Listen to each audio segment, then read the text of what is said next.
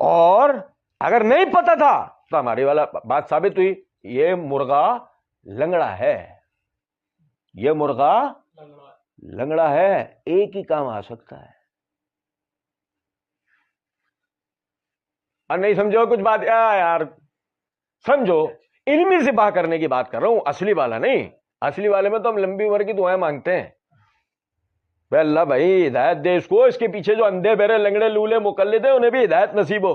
وہ تو وہ بول رہے ہیں کہ حضرت جی بولیں گے دن کو رات تو ہم رات مانیں گے. ہم تو ایسے دنیا میں تقلید کی وہ بھیانک مثال قائم کر کے جائیں گے کہ دنیا بھر پہ جو ہم نے مقلدین اور فرقہ باریت کے جو ٹیگ لگائے نا وہ سب ختم ہو کے ہم پر آ کر فٹ ہو جائیں سارے.